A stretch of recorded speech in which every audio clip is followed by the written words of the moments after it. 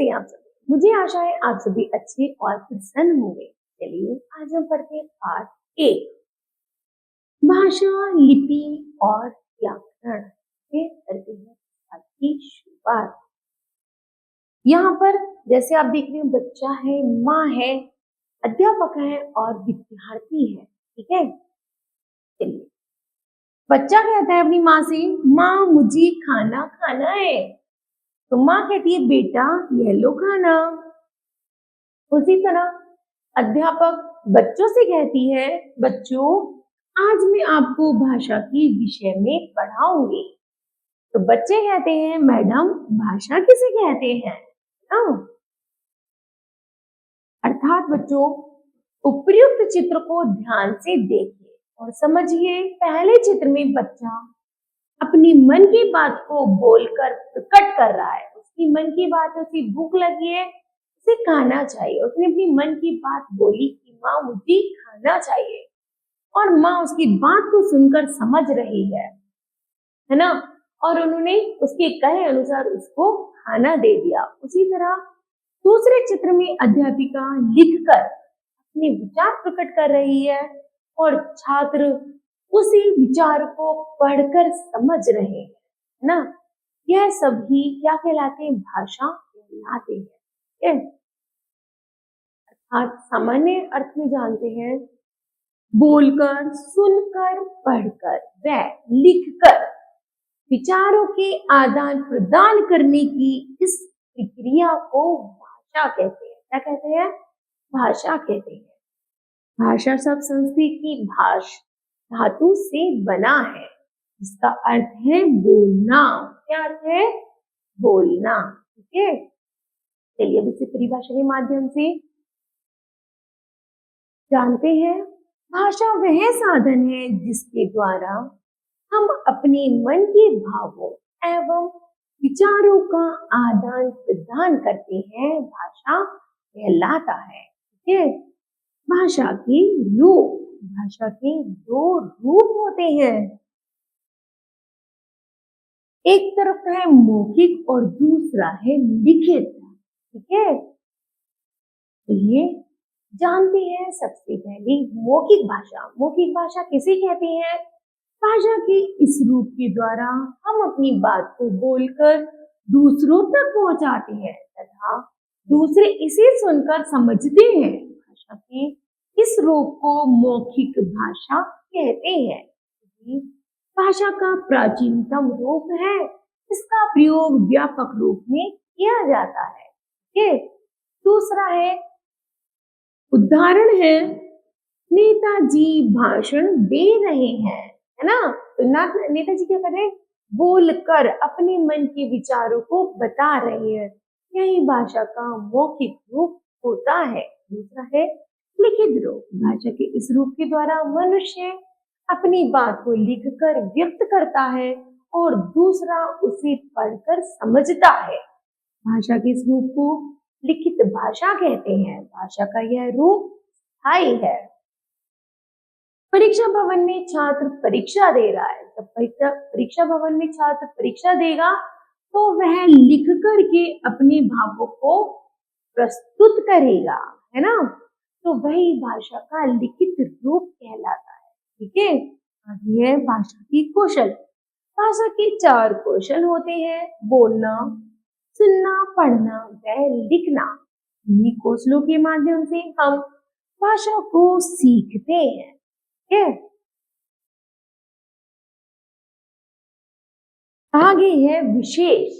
मनुष्य ध्वनियों या संकेतों द्वारा अपने विचारों एवं संचित ज्ञान को दूसरी पीढ़ियों तक पहुंचाता रहा है। इन्हीं ध्वनि चिन्हों को भाषा के रूप में स्वीकार किया गया है। लिखित भाषा का प्रयोग केवल मनुष्य द्वारा ही किया जाता है। ठीक है, आगे है मातृभाषा। मातृभाषा का अर्थ है माँ की भाषा। अर्थात वह भाषा जिसे बालक अपनी माँ व परिवार से सीखता है उसे उसकी मातृभाषा कहते हैं। मातृभाषा बच्चे के दिल की धड़कन की भाषा है। इसे बच्चा स्वतः ही सीख जाता है।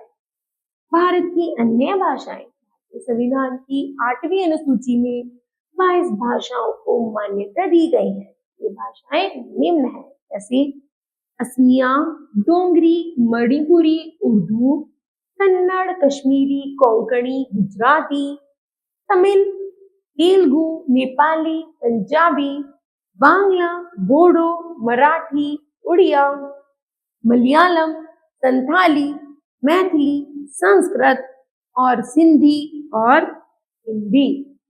ठीक है, यह संविधान के अनुसार 22 भाषाएं हैं। आगे है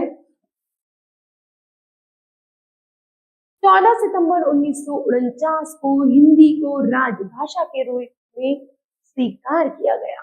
अभी से प्रतिवर्ष 14 सितंबर को हिंदी दिवस के रूप में मनाया जाता है। तो है बोली। बोली किसे कहते हैं, चलिए जानते हैं। बोली भाषा का वह रूप है जिसमें सीमित क्षेत्र में बोला जाता है। यह भाषा का अल्प विकसित रूप है। बोली का क्षेत्र सीमित होता है, इसलिए इसमें साहित्य रचना नहीं होती है, लेकिन कभी कभी बोलियों में भी साहित्य रचना की जाती रही है, जैसे ब्रज, अवधी, भोजपुरी, बुंदेली आदि बोलियों में साहित्य की रचनाएं की गई हैं। फिर है राजभाषा। राजभाषा का शाब्दिक अर्थ है राजकाज की भाषा, जिसमें किसी राज्य अथवा देश का सरकारी कामकाज किया जाता है उसे राजभाषा कहते हैं।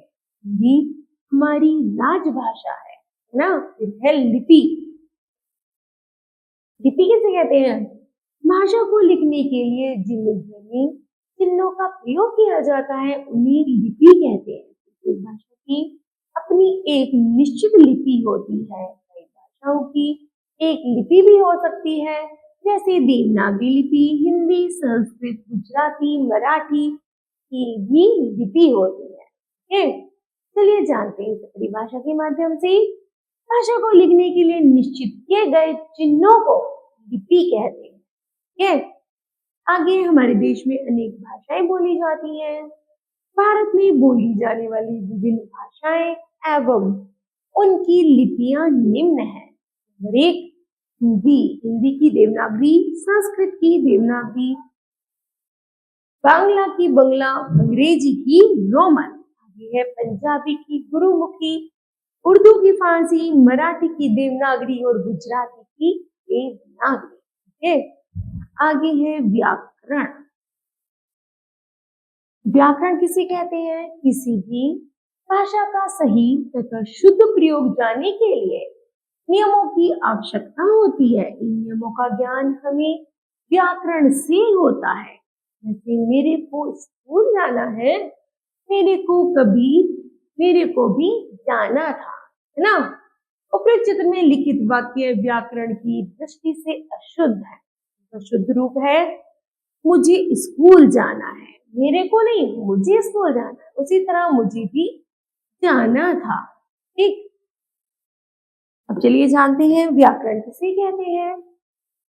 व्याकरण हमें भाषा को शुद्ध रूप में बोलना, पढ़ना और लिखना सिखाता है, वही व्याकरण कहलाता है। आगे है व्याकरण के अंग। व्याकरण के 3 अंग होते हैं।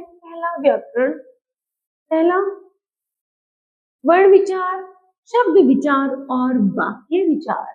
पढ़ेंगे हम वर्ण विचार। वर्ण विचार किसे कहते हैं, इसके अंतर्गत वर्णों के आकार, उच्चारण, उत्पत्ति आदि पर विचार किया जाता है। दूसरा है शब्द विचार। के अंतर्गत शब्दों के रूप, भेद, प्रकार, लिंग, वचन, काल, उत्पत्ति तथा बनावट पर विचार किया जाता है। तीसरा है वाक्य विचार। इसके अंतर्गत वाक्य रचना, भेद आदि पर विचार किया जाता है। ठीक है, तो चलिए बच्चे जानते हैं इस पाठ की महत्वपूर्ण तथ्य। पहला है भाषा भावों या विचारों की आदान प्रदान का साधन है। भाषा के 2 रूप होते हैं, मौखिक, लिखित। मौखिक भाषा का मौखिक रूप प्राचीनतम रूप है, सीमित क्षेत्र में बोले जाने वाली भाषा को बोली कहते हैं। ध्वनि के चिन्हों को लिखने की विधि लिपि कहलाती है। व्याकरण हमें भाषा की शुद्धता का ज्ञान कराता है। ठीक है, तो मुझे आशा है बच्चों यह पाठ आपको समझ आया होगा। धन्यवाद।